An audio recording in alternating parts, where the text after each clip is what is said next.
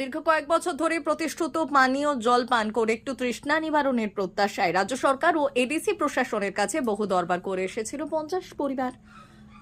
ঘটনাটি ঘটেছে কাঠালিয়া ব্লকের অন্তর্গত এডিসি ভিলেজ কালীখোলার জগদ্দাস বৈরাগী পাড়া ও ভেলকুমার চৌধুরী পাড়া মিলিয়ে সর্বসাকুল্য 50 পরিবারে। রবিবার সংবাদকর্মীকে ডেকে নিয়ে ওই দুই পাড়ার মহিলারা জানান, আসন্ন এডিসি নির্বাচনকে সামনে রেখে তারা নিজেরাই অভিযোগ তুলেছেন যে নির্বাচনের আগে যদি পরিশ্রুত পানীয় জল পান করার সুযোগ না হয় তাহলে এই পরিবারগুলো ভোট কেন্দ্রে যাবেন না। এদের একেবারে স্পষ্ট কথা। মঞ্জুরানী দেববর্মা, গীতারানী ত্রিপুরা, বিজুরানী ত্রিপুরা ও ফাতিমা আক্তার সহ বহু মহিলা পুরনো পুকুর থেকে কলসি ভর্তি জল নিয়ে যাওয়ার সময় এমনটাই অভিযোগ করেন। তাদের একটাই বক্তব্য, বেশ কয়েক বছর আগে বাড়ি বাড়ি পাইপলাইন করা হয়, কিন্তু পাইপলাইন করার পর এই পাইপলাইন দিয়ে জলের আজও দেখা নেই।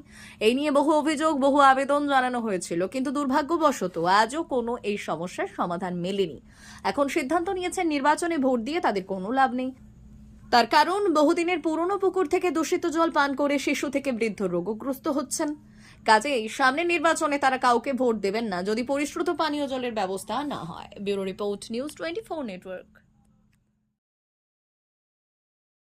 মতো বয়ে দিল গরম মতো জল নাই, রাস্তা নাই, কি বুট দিব, কারে বুট দিব?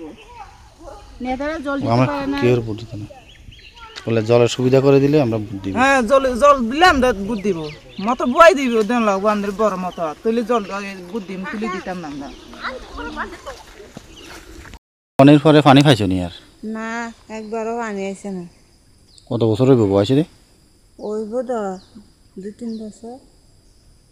2-3 বছর না? হ্যাঁ। হুম।